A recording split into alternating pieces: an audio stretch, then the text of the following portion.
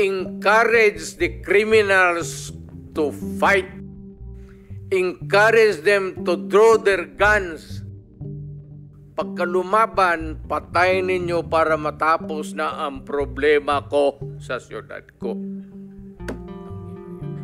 Naiyak na lang ako yung sa isang tabi, naiyak. Kasi naramdaman ko yung walang halaga yung mga napaslang. Hindi nila pinahalagaan yung buhay. Para sa kanya, ang tingin namin, porket mahirap kami, parang mga manok na lang or mga hayop na lang. O sige, patayin nyo na lang ng patayin. I will do the same thing again and again and again.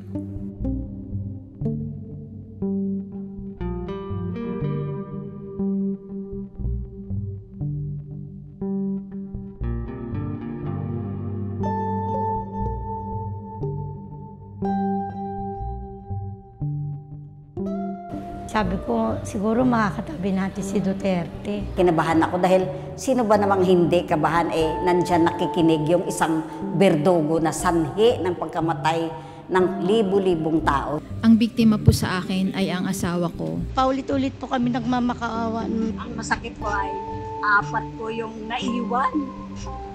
Hindi kami para doon.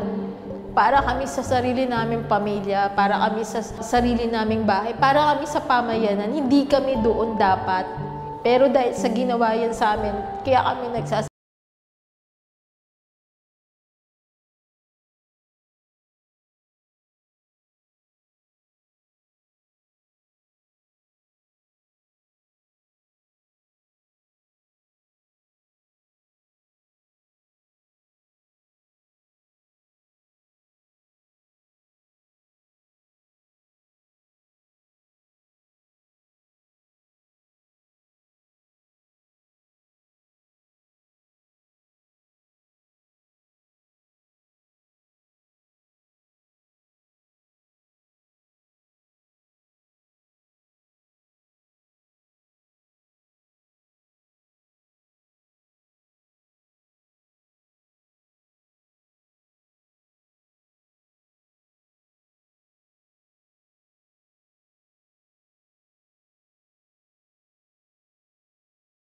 Hanggang uli parang talo pa rin kami.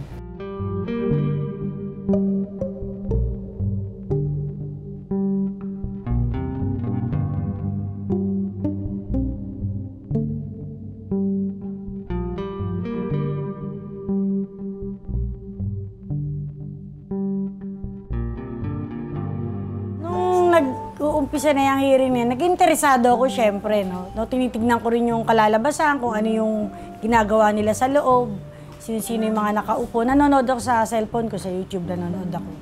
Yung natuwa po kami kasi meron pong pamilya na lumalaban para rin sa amin. Pero kulang pa po yung salita na binigay sa mga biktima para may bahagi namin kung anong nasa puso namin. Kasi wala rin yung video ng mga bata nung pinatay. Kung makikita lang ng mga nasa quadcom yun, maawa sila. Kung gaano kadumal-dumal yung ginawa nilang pagpatay. Kung noon pa lang, tumutol na sila, may nagsalita sa kanila, may tumindig na sa kanila, baka kumonte yung pinatay kung hindi man huminto ng tuluyan. Si Garma, di ba, hingi siya ng sorry. Bakit mababalik niya ba yung buhay ng mga tao sa sorry? Si Bato siguro, given sir, with due respect, Mr. Bato, given tayo na sa 7,000 lumaban. Pero nasa listahan, umaabot ang 20,000 to 30,000 ang pinatay. Nandun yung mga vigilantes, riding in tandem, tapos yung quota system na yan, tapos yung mistaken identity. Ano nangyari doon sa mga kaso na yun? Sino po bang mananagot doon? Di po ba kayo ang PNP chief doon? Kayo po dapat ang may pananagutan doon na sumagot sa amin at lutasin yung mga kaso na yun. Pulis nga, wala ngang respeto yan . Tama nga lang yung criminology, di ba? Kriminal. Ginawa nga nilang mga produkto yung mga tao Ginawa nila ng kota Hindi produkto yung anak ko, tao yun. Kaya kailangan talaga, managot sila. Hindi lang si Duterte, lahat ng mga ultimong sa lokal ng mga kapulisan, lahat yan. Kaya ganun po ang nangyari. Pag sinabi ni President Duterte as a matter of policy na papatayin ko kayo mga kriminal, papatayin ko kayo mga pulis na sindikato, yun ang ibig sabihin, papatayin kapag lumaban. Mas nagtitiwala kami sa ICC. Mas maganda kasi ICC, hindi magiging bias.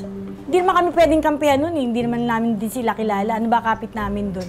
Hindi rin siya pwedeng kampihan. Sana yung mga pulis, anuhin naman sila ng konsensya nila na baliktad na sila kay Duterte para mapanagot na yung taong may kasalanan talaga. Hanggang ngayon, 7 taon na, 2,618 days na ako naghihintay. Araw-araw binibilang ko yung pagkamatay ng anak ko.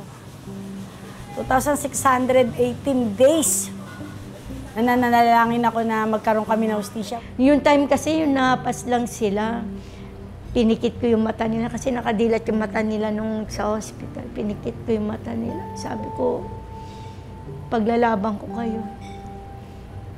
Kailangan makamit ko yung hustisya para sa inyo.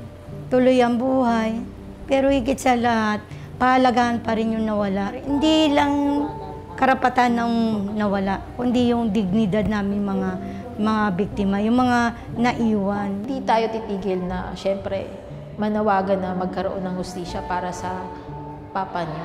Pero tuloy pa rin yung buhay. At saka, siyempre, sino pa bang makikipaglaban? Patay na yun eh. Wala nang laban yon. So, kaming mga buhay, kami talaga yung magpapatuloy ng kwento. Hanggat buhay ako, hanggat kaya ko silang ipaglaban, ipaglalaban ko. Ikikwento ko, hindi ako magsasawa, hindi ako mapapagod, dahil yun yung totoo eh. Hustisya para sa lahat ng biktima ng pamamaslang.